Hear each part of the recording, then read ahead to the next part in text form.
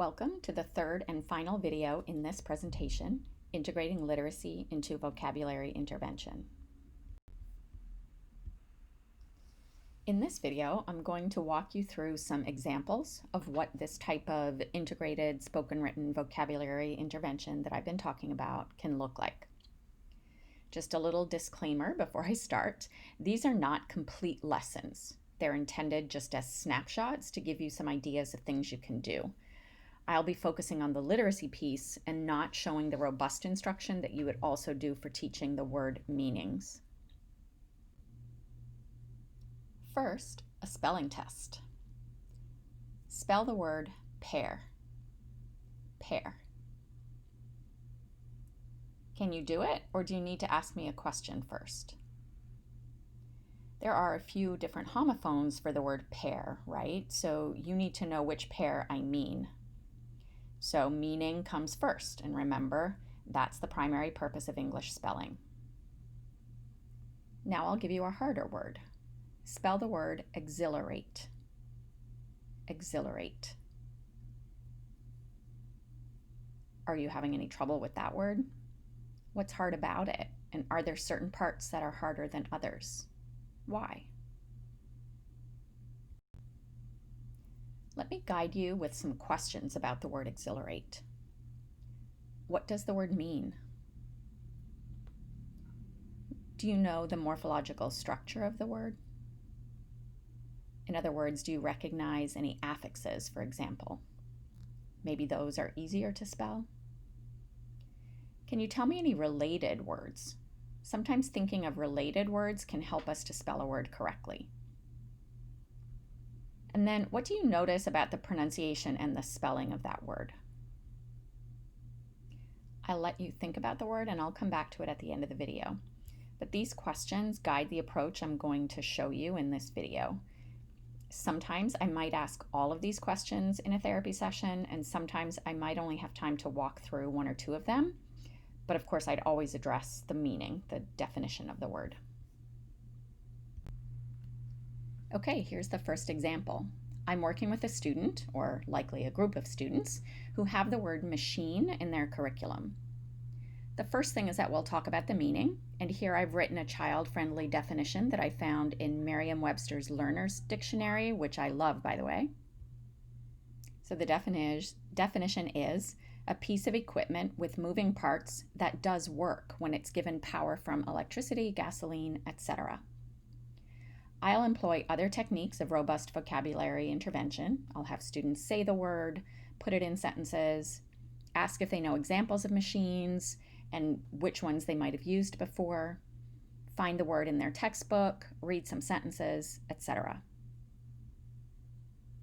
Between my session and the classroom instruction, the children are hopefully getting multiple exposures of the word in multiple contexts.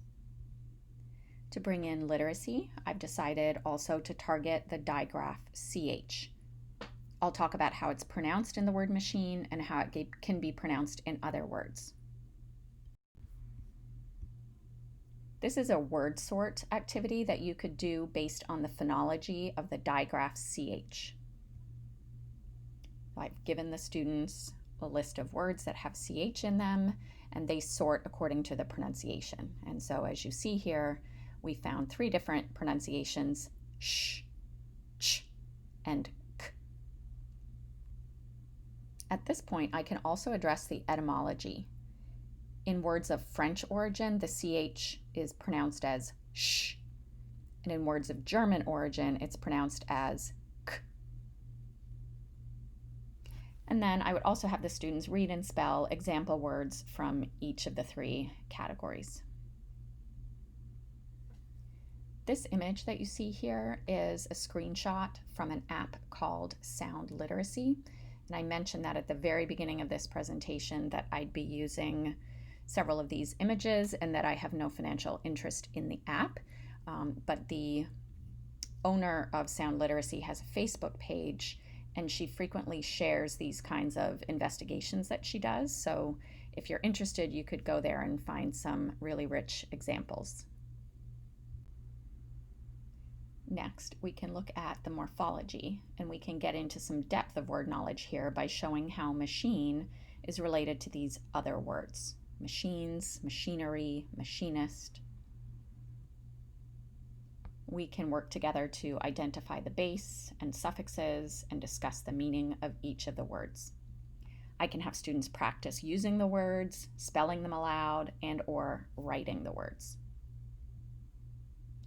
We could also discuss the function of the suffixes. For example, the suffix ist forms a noun denoting a member of a profession, such as the word dentist. So that's another way to get some depth, is by showing the connections between other words that have the ist suffix. I can take it a step further and use something called a word sum, which is a lexical algorithm that makes the morphological structure explicit. It shows the morphemes. Each of these words are built from M-A-C-H-I-N-E plus a suffix. And note the suffixing rule here. When a word ends with replaceable E, often called silent E in phonics programs, and you're adding a vowel suffix, you replace the E with the suffix. We aren't dropping the E, it's still there in the underlying lexical spelling of the base. We're replacing it with the vowel suffix. The next example is the word health. The definition, I've also taken this one from the Learner's Dictionary: the condition of being well or free from disease. I'm going to choose the grapheme EA to talk about in this example. I'm also going to target the morphological relatives heal, healthy, and healthier.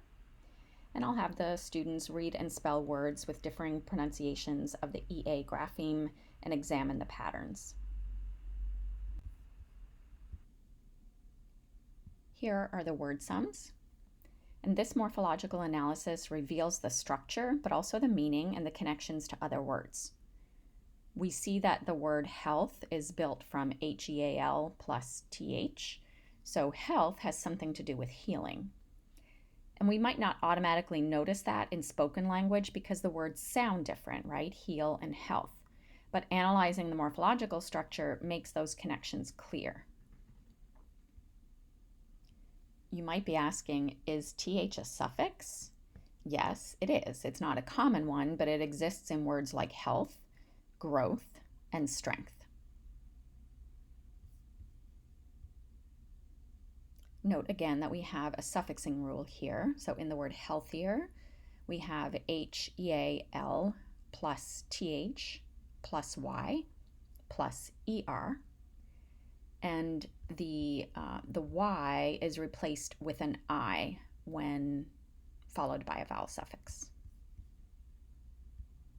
Sorry, when you're adding a vowel suffix, you replace the Y with I.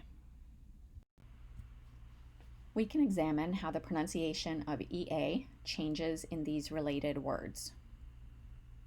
We see that it's a long E sound in the first column, E, and the short E, sound in the second column. So heal and health, mean and meant, clean and cleanse, and so on. So looking at these examples helps us understand why the words in the second column are spelled with an EA digraph instead of just the letter E.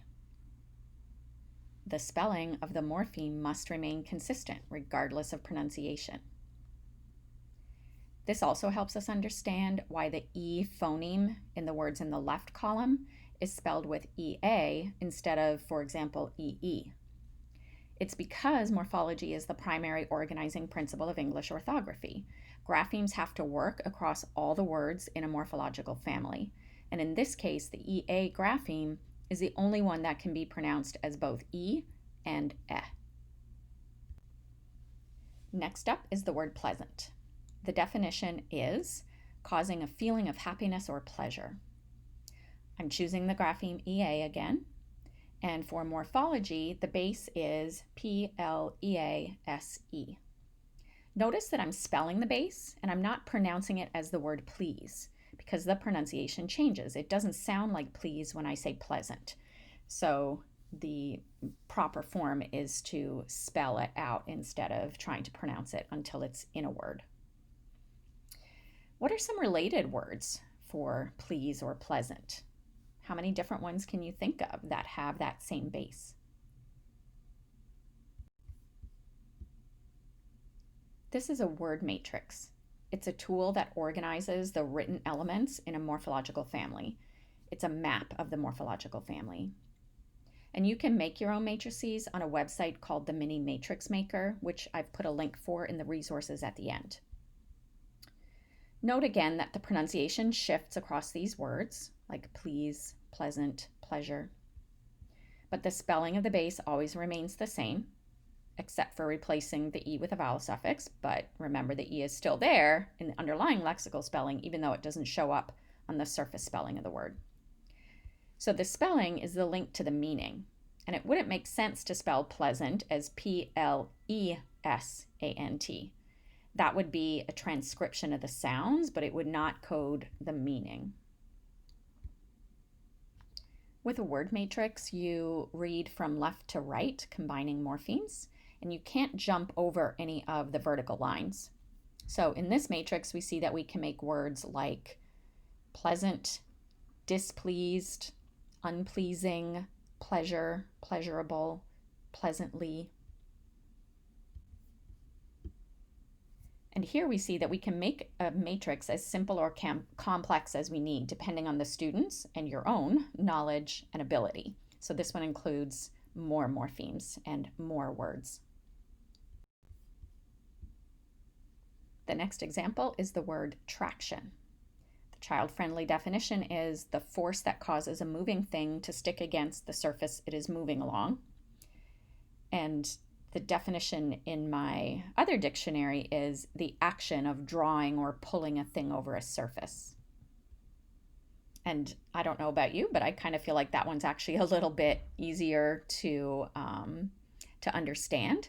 And in the child-friendly definition, it says it's a force, but it's actually an action. So it's not a thing, the force. So I definitely prefer the second definition for this one. And you'll see that it also better relates to the etymology, which we're going to talk about in a second. The morphological target here is the base, T-R-A-C-T. And we would want to know, what does that mean? So we can look up its etymology to find the answer to that question.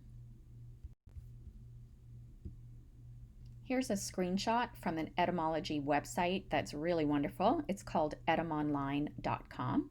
So when I type in traction, I see the history of that word, and I see, and I've put it in a red box for you here, that it comes from the Latin trahere, which means to pull or draw. So T-R-A-C-T denotes pulling, and knowing the denotation of the base helps us understand the meaning connection between words in the morphological family. So we have related words such as tractor, contract, and attract. These words all have something to do with pulling, and of course they all have the spelling T-R-A-C-T. You can find possible related words by using a website called the Word Searcher, and again, I have the link to that in the resources at the end. And this searches for words that have whichever sequence of letters you enter. And note that you'll get all words that have the letters T-R-A-C-T in them, whether or not it's the base T-R-A-C-T. It just pulls up the sequence of letters. But it's a great way to find related words that you can add to your investigation. Now we're moving on to the word sums. By writing out the word sums, the student is learning to spell the base and all of the related words that we've chosen. Note that the word sums reveal the structure and therefore also the meaning because of that shared base. Let's look at the word contract. The prefix con means together. So combined with the tract base, the word contract means to pull together. So think about your muscles when they contract. The word attract, the prefix at means toward. So the at with the base tract means to draw or pull toward. So I've been dividing words into their morphemes, but a common instructional practice is to divide words into syllables. Let's compare these methods. On the left, the words traction, tractor, contract, and attract are divided into their morphemes, and on the right, they're divided into syllables. Some of the syllable boundaries are the same as the morpheme boundaries, like contract and attract, but in other cases, traction and tractor, the syllable division is different, and it actually obscures the morphological structure of the word, and therefore its meaning. Also prevents us from seeing the meaning and spelling connections to the other words in the family. To take the syllables in traction, for example, TRAC, track, because we say traction, so that track is not a morpheme, and therefore it has no meaning. So we miss the fact that traction is related to the base TRACT and that it has something to do with pulling, and we miss its relationship to contract and attract. Knowing the base and these common connections helps us to understand all of the words and to understand their spelling. Here's another example of a set of related words divided both ways: action, actor, acting, and react. And again, you see that the syllable division results in syllables that don't have meaning. So AC, action, that AC doesn't mean anything. So in fact, the syllable division is taking away the meaning cues. A child can far better understand the meaning of action when knowing that it's related to the word act. The next target word is obtain. The morphology target is the bound base TAIN. So the structure of this word is OB plus TAIN. What does that base TAIN mean? We'll go to the Etymonline dictionary and type in the word obtain. I've taken a screenshot here and I've highlighted the relevant information for you. In the boxes, we see that the root is the Latin obtenere, which means hold fast or take hold of. And this is from OB, which usually means in front of, but can also be an intensifier, and tenere, which means to hold. About this idea of the prefix perhaps being intensive. A prefix can function as what we call an intensifier, which means that it doesn't contribute meaning to the word on its own, but rather it serves to enhance or bring emotional context to the word. It exerts semantic force. So it seems likely in this case that the OB is acting as an intensifier. So not just holding, but we get this denotation of hold fast for the word obtain. Another example of an intensifier prefix, just as a little side note here, is in the word revenge. The RE is a prefix. Revenge is when you feel vengeful. You want to vindicate something or someone. And so the RE doesn't mean again like it can mean in some other words. Instead, it has this semantic force. It intensifies the meaning of the base, the vengefulness. So revenge means you have a lot of vengefulness. You're taking revenge.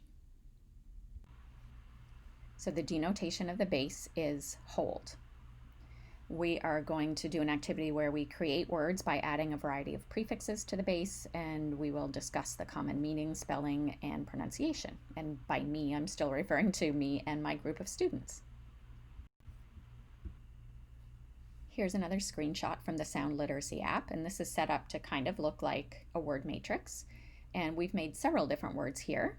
We have prefixes ABS, CON, DE, OB, PER, RE, and SUS. And with the base TAIN, which again has that denotation of hold, we have the words abstain, which means to hold away, contain, which means hold together, detain, hold aside, obtain, holding toward, pertain, hold through, retain, hold back, and sustain, hold up or support. So again, we have a variety of words here. The base in this case does not change its pronunciation, but we see that common thread of meaning throughout, and the child will be able to spell each of these words. Note here too that we've got a lot of repetition, so that's helping with the memory. And like I said, it's the child is going to be able to spell all these words, going to be able to talk about their meaning. And this is pretty empowering because now the child has a list of how many, 3, 4, 7, or 8 different words that they now know fairly well after doing an activity like this. And again, of course, we're also going to do things like put the words into sentences. Next up, we have the target word transfer. The morphology target for this being the base FER. And we will look up in our etymology dictionary to see what that means. We will create words by adding prefixes and suffixes to the base, and we'll discuss the common meaning, spelling, and pronunciation of all of those related words. This shows another type of activity that you can do. You see it's different from both the word matrix and the word sums. We have written at the top that the Latin root means to bear, carry, bring forth, or produce. And we've made 9 different words here. We have confer, infer, refer, defer, offer, suffer, differ, prefer, and transfer. And they all have that common meaning about bring. All of the prefixes are in green, all of the bound bases are in purple. So it's a nice way to color code the words without doing the word sums, but essentially we kind of have them. We would just have a little plus in between those 2 boxes. And finally, here's our last example, the target word scientist. The morphology target here is the base SCI. When we inquire about what it means, we look up in the etymology dictionary, we find the Latin root cere, which means know. How many related words can you think of? Just take a moment. This is a really productive base. You can build quite a few words with it. I warned you, this matrix is pretty full, so I'm going to let you take a moment to look through it and see what words you can make.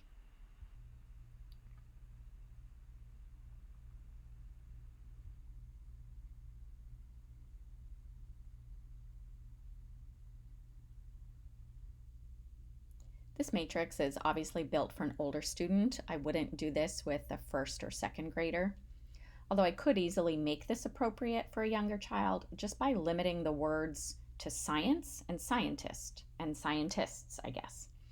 And maybe I'd even add the word conscious for the rich discussion. So the prefix con means with or thoroughly. And by the way, you can find this information in a regular dictionary or on Etymonline, information about prefixes and their meaning. So when you're conscious, you are aware, you are with knowing, or you're thoroughly knowing, as opposed to unconscious when you are not knowing anything. I don't know about you, but I always slow down when I spell the word conscious. Or another one of the difficult words on here is the word omniscient. But when I remember that the base is SCI, I can spell the word quickly and accurately. Knowing that all of these words have the base SCI and that the denotation is know gives me a much deeper understanding of all of the words in this matrix and their connection to each other. The approach that I've described here is based on structured word inquiry, and SWI comes from an intervention developed by Bowers and Kirby, and it's based on real spelling, on an understanding of how English orthography works.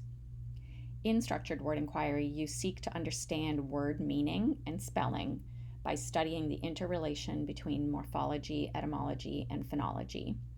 You use word sums and word matrices to make structure and relationships explicit. And I want to reiterate here, this is an approach, it's not a program. SWI uses the 4 questions that we started out with in this video. What does the word mean? How is it built? What are its relatives? And that could be morphological or etymological.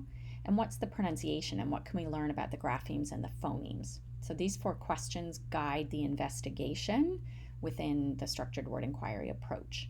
And here's a great quote from Bowers: "Nothing motivates like understanding," and SWI is really about understanding. To just go into a little bit more detail about what a word sum activity can look like in structured word inquiry, this is an activity from Bowers, and I've shown you his website here, wordworkskingston.com. Lots of really wonderful things on there. This is a worksheet on which the student can practice writing word sums for the word matrix with the base ACT.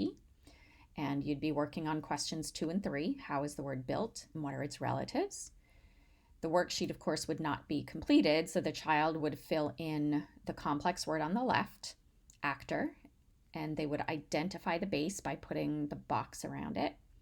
On the left, they're going to spell out the word sum. And I don't think I've explicitly stated this before, but I've demonstrated that you, in doing the word sums, you have to spell them out loud. So you would say ACT plus OR is rewritten as, that the linguistic term for that arrow is the rewrite arrow. So then we say is rewritten as ACT OR.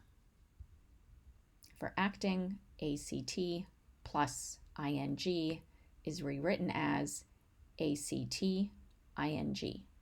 And notice that what I'm doing there too, when I spell out the full word, I'm pausing a little bit before the morphemes. Between the morphemes. So I'm showing that I know where those morphemic boundaries are. So when you use word sums, the students are writing the word sums, they're spelling out each element. You can also expand the activity by discussing the meaning of each word, making up sentences, talking about the pronunciation.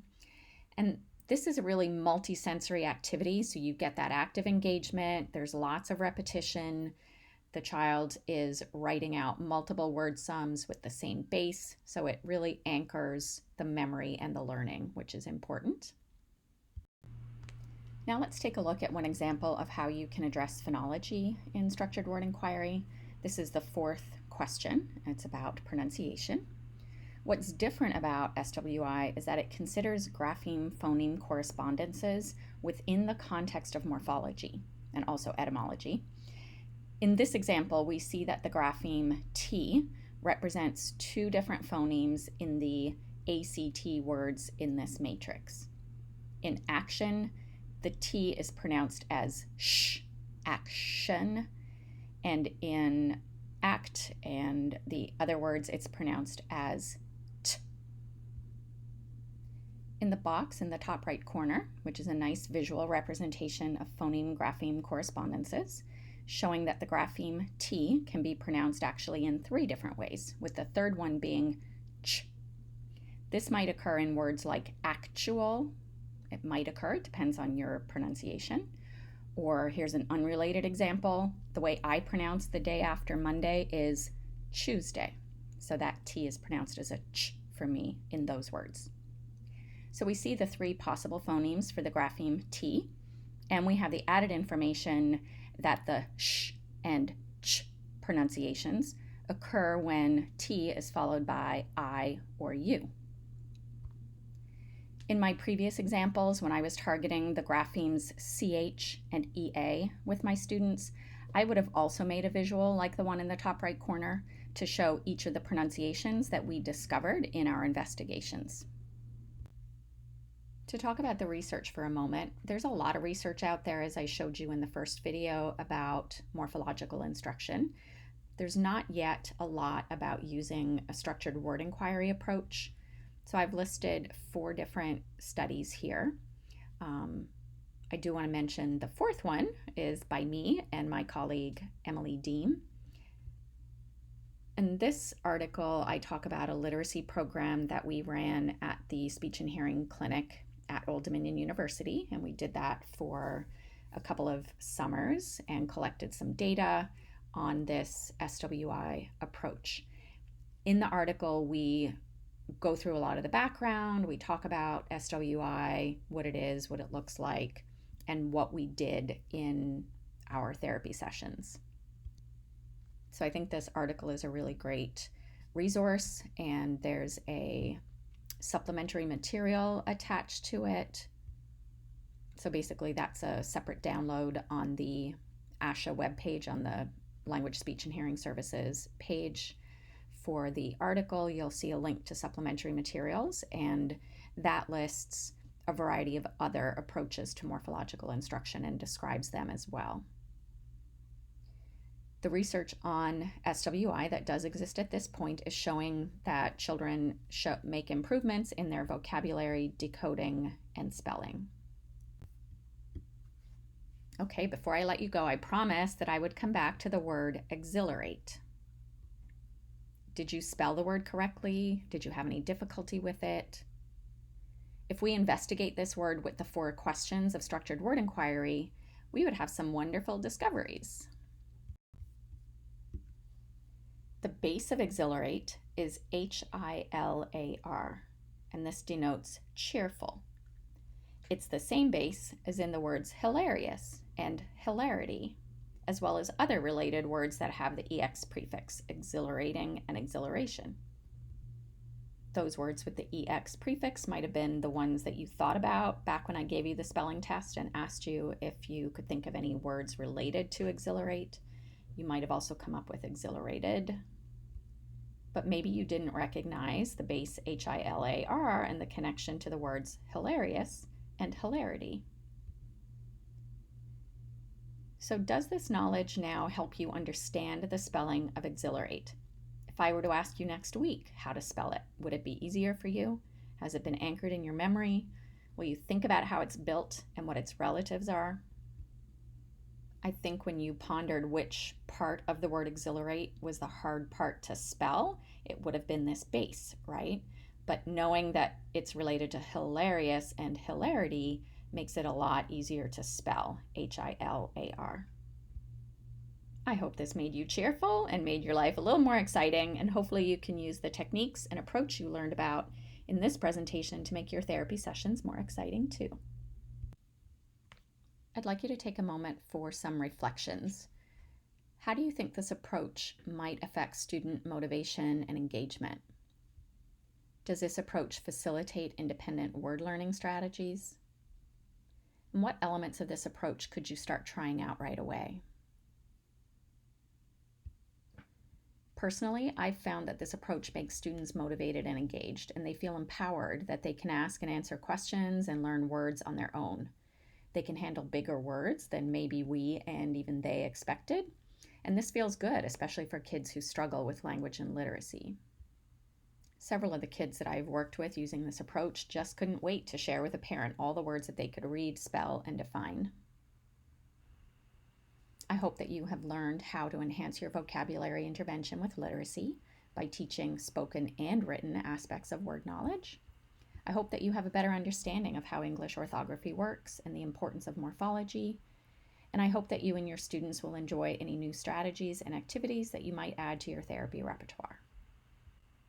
I promised you some resources. For morphology, I would direct you to the special issue of LSHSS from July of 2020. My article with Dr. Deem is in here, as well as several other really interesting articles. And be sure to look for the supplementary materials, not just for my article, but some of the other ones have some really great extra materials for you as well. Here are some of the resources I mentioned for using structured word inquiry: Pete Bauer's website, the Sound Literacy Facebook page, the link to the app, the Etymology Dictionary, Word Searcher, and Mini Matrix Maker. And just a reminder as well to look below. I will have a link to a handout that will include all of the links that I've shared with you. Thank you very much for watching this presentation. And if you have any questions, feel free to email me, kamurphy@odu.edu. And here are my references.